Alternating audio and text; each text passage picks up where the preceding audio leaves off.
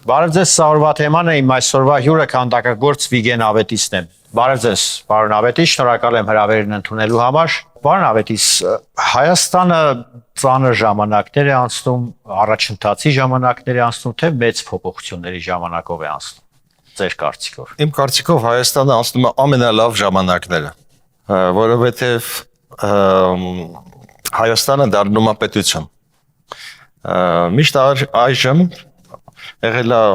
սովետական ժամանակներում հանրապետություն էր, սովետական 15 հանրապետություններից մեկը, իսկ այս 30 տարիների ընթացքում էլի ղեկավարվեց Մոսկվայի կողմից, ոնց որ միշտ էր ղեկավարվում, եւ մեր զինված ուժերը, եւ մեր արտաքին քաղաքականությունը, մենք վերջապես դարձանք մեր պետության ղեկավարը։ Մենք ղեկավարում ենք ժողովուրդը, Հայաստանի Հանրապետության ժողովուրդը, ղեկավարումը իր ընտրությամբ, ոչ թե պարտադրված, այլ որոշված ժողովրդի կողմից։ Հիմա շատ են բան անում, ասում մանավանդ ամերիկահայերը, ռուսահայերը, բայ Նիկոլը մեր վարչապետը չի։ Ես միշտ ասում եմ, ախր դուք եթե չեք ընտրել, իհարկե ձերը չի։ Կամ ասենք, ոնց որ գիտեք ինչ ասենք Ամերիկայի նախագահ կամ Պուտինը մեր նախագահը չի։ Ես չեմ ընտրել, բայց ես իրավունք չունեմ ասելու Ռուսաստանին, որ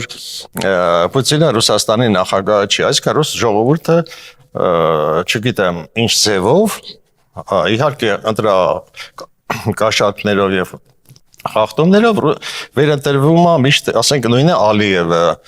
այդ պետությունները, որտեղ չկա քաղաքակրթություն եւ չկա դեմոկրատիա, իրանք վերընտրվում են առանց ժողովրդին հարցնելու։ Իսկ Հայաստանում այլևս ժողովրդավարություն է եւ մենք ընտրում ենք մեր ղեկավարին, այսինքն դուք ստիպված եք հաշվի նստել ժողովրդի ընտրյալ անձի հետ։ Այս պարզ երևույթը պետքա ականջի օղանեն այս ընդդիմադիրները, որոնք որ մերժում են Նիկոլ Փաշինյան, չէ, Նիկոլ Փաշինյանը Հայաստանի Հանրապետության վարչապետն է, վերջ։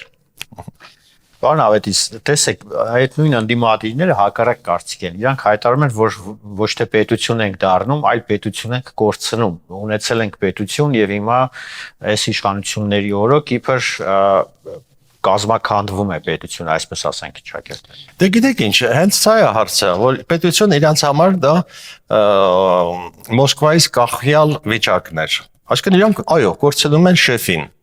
Իրանց շեֆը այլևս ազդեցություն չունի Հայաստանում։ Տեսեք, ոնց որ Մոսկվայի հանդիպումը հայտնի Փաշինյան Պուտին,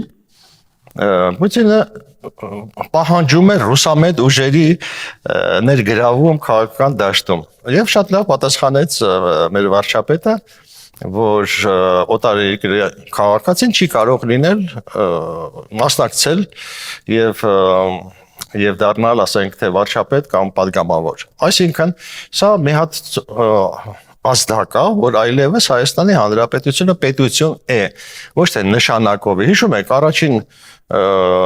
բաներին, քարտուղարներին Մոսկվան էր նշանակում, այսինքն կոնկուրսն էր նշանակում։ Այս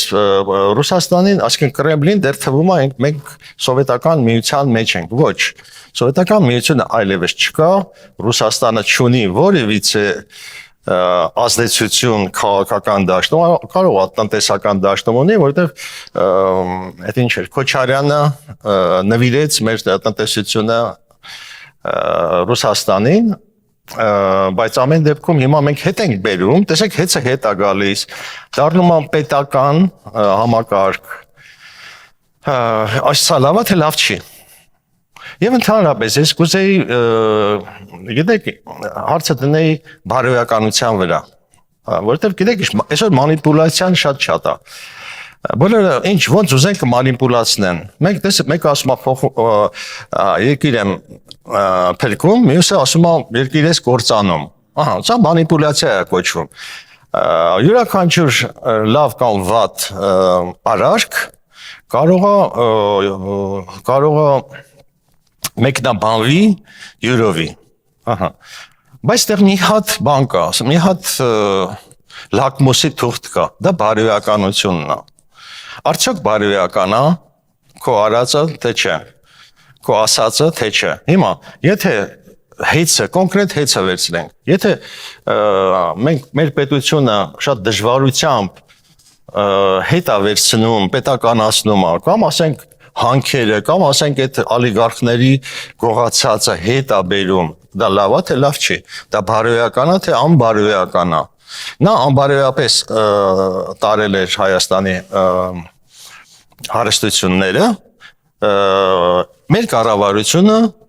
վերադարձնում է գողունը, հիմա որն է ճիշտ, գողանալն է ճիշտ, թե հետ բերելը, պետականացնելը, այսինքն ժողովրդին վերադարձնել ժողովրդի ունեցվածքը։ Այսինքն այսօր ոնց ասես կմեկնաբանեն, ես դրա համար պետք է ուշադրություն դարձնել բարոյականությանը։ Ինձ համար չկա ճիշտ եւ սխալ, ինձ համար կա բարոյականա թե անբարոյականա։ Այսինքն որ մոտենան հարցին, այդ ոչ ոք չի կարող մանիպուլացնել արդեն ժողովրդին, որտեվ sense խճճել են ժողովրդին, հա, ես էլ ասում եմ, պետք է նայել բարոյականա իր արածը թե անբարոյական։ Պարոն Ավետիս, հիմա տեսեք,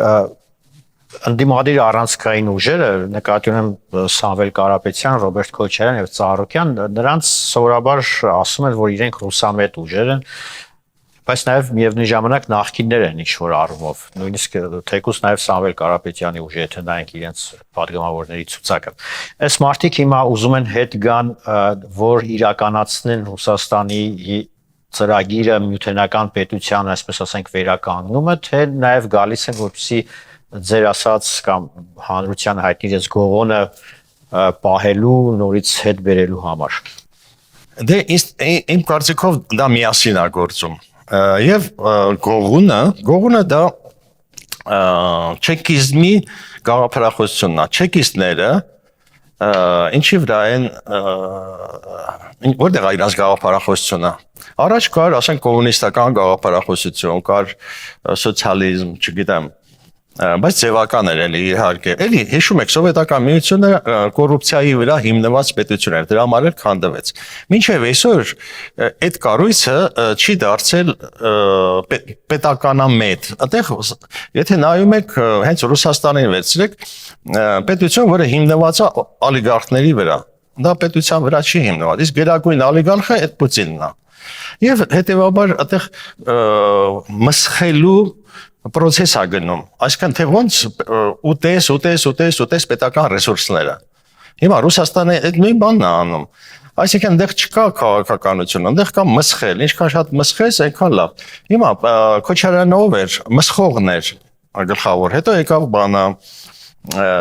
Սերժ Սարգսյանը մսխեց, հա, հետո եկավ մենք պարտվեցինք, հա, ոնց կարող է չպարտվես պատերազմում, եթե մսխել ես նախորոք, եւ բանակն ես մսխել, եւ էկոնոմիկան ես մսխել, հետեւաբար դու դառնում, այդպես ոնց որ Լուկաշենկոն ասեց, դուք ով եք որ Հայաստանին, հա, որովհետեւ երբ որ դու ավազակ ես, գող ես, ոչ ոք քեզ հետ հաշվի չի նստում։ Այո, եկավ ժամանակ, որ Հայաստանի հետ ոչ ոք հաշվի չնստեց էլ։ Հա, հիմա եկել է ժամանակը, որ տեսեք, հեսա երկու օրից ամբողջ Եվրոպան է գալիս, հա, Ռուսաստանը խառնվել է իրար, վայ, բան, Մակրոնը գալիս է ձեզ մոտ, այդ ոնց բան, այտենց, որտեղ մենք դարձանք պետություն։ Այսինքն, այս ամեն ինչով պետք է ենթադրությունները վերջ տալ եւ պետք է սկսել հասկանալ, որ Հայաստանի Հանրապետությունը այլևս պետություն է, որի հետ հաշվի է նստում անձամբ Մակրոնը։ Դե իհարկե ամբողջ եվրոպական քաղաքական գործիչների մեծ մասը կգա, անգամ Կանադայից է գալիս վարչապետը, հա, եւ Ադրբեջանն է Հայաստանի հետ նստում սեղանի շուրջ որոշելու խաղաղության ապագա քայլերը, հա, ես վստահ եմ, որ շուտով նաև մեր բանտարկված հայրենակիցներին իրանք հետ կտան, որտեվ դա առաջնահերթություն է։ Մի խոսքով, իսկ Ռուսաստանը խոճապի մեջ է, բա ոնց թե առանց մեզ, այս ոնց է կարողանում նմանատիպ հանդիպումներ կազմակերպել Հայաստանի Հանրապետություն։ Հենց այդպես, որտեվ սա պետություն է այլևս։ Բանավետիս խաղաղության գործընթացը ոնց կմեկնաբանեք, ելի տեսեք ընդդիմադիրներն ասում են, որ սա պարտադրված խաղաղություն է, սա զիջողական խաղաղություն է, այսինքն ստիպված Հայաստանը գնում է զիջումների,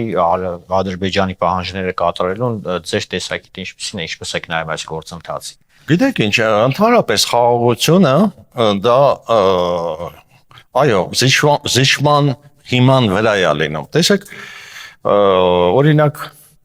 միգուցե Ադրբեջանը կուզեր, որ Զանգեզուրն էլ գրավեր։ Հա։ Հայերը կուզեին, որ Արցախը պահեին, չէ՞։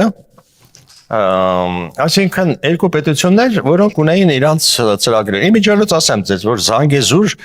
տարածքը, որ Մեժդեհը պահեց, դա էլի ռուսները խոստացել էին Ադրբեջանին։ Այսինքն իրանց պայմանավորվածությունների մեջ, ոնց որ ասենք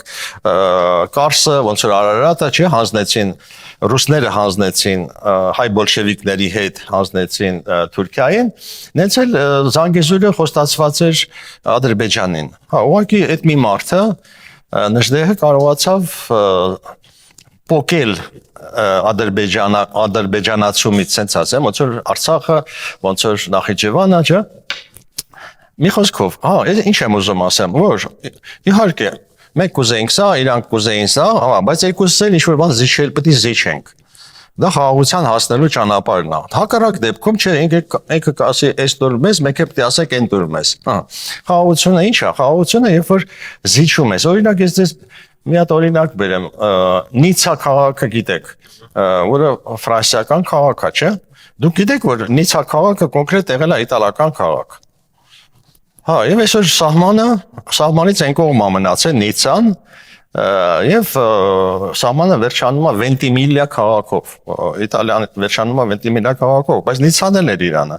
Կորսիկան էլ էր Իրանը, կղզին, ֆրանսիական, որ դարձավ։ Այսինքն, իրանք պետք է կամ 200 տարի էլ պատերազմեին, այս կղզին իմնա, չէ իմնա։ Եվ Իտալիան որոշ բաներ զիջեց, ասենք, Ֆրանսիային, հա։ Այսօր իրանց մեջ չկա սահման, խաղաղություն, ոչ ոք ռասայական ոչ մի խնդիր չկա, բայց առաջներում կար, դու իտալացի, դες Նապոլեոնն էլ էր իտալացի։ Մի խոսքով,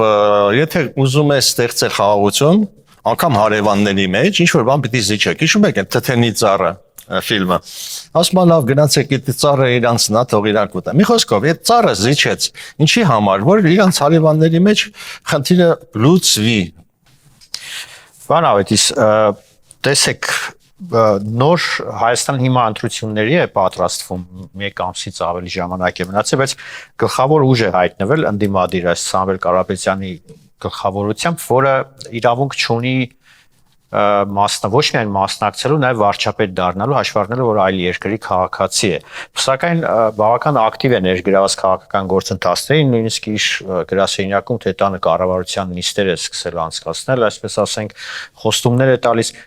Նախ ձեր կարծիքը այդ ուժի առաջնորդի մասին եւ ընդհանրապես արդյոք Սամվել Կարապետյանը, ով Ռուսաստանում հարստացած օլիգարխ է, իրավունք ունի Հայաստանում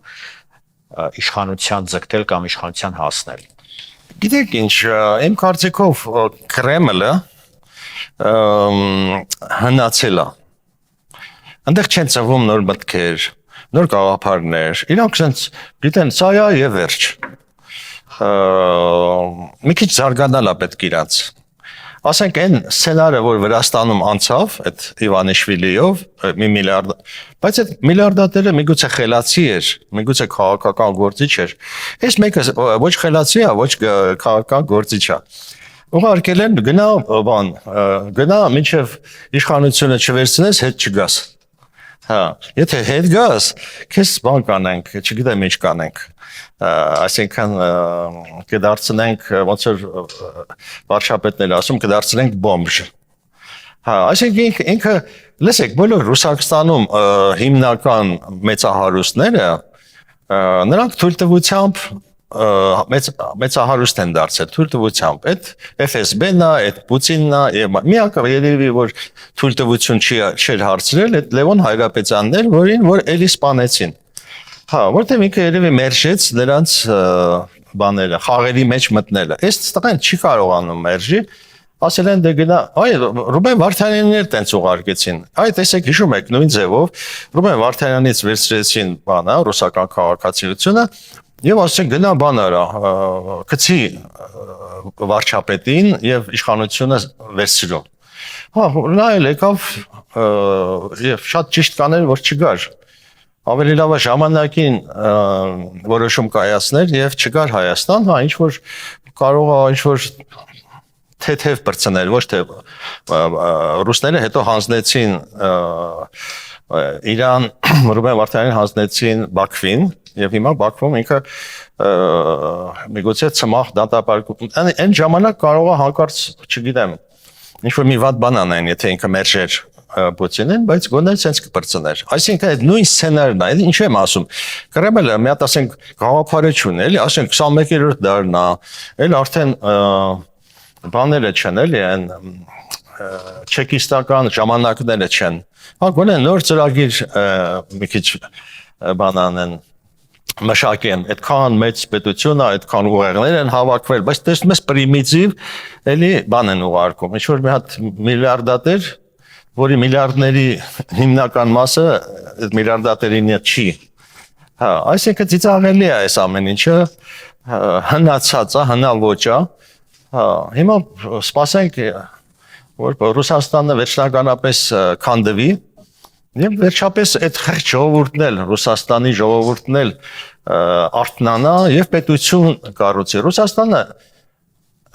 երբեք պետություն չի դարձել եղել է Կրեմլ մի հատ եւ շատ վատ ապրող մարդ ոնց էր ցարներ առաջ չէ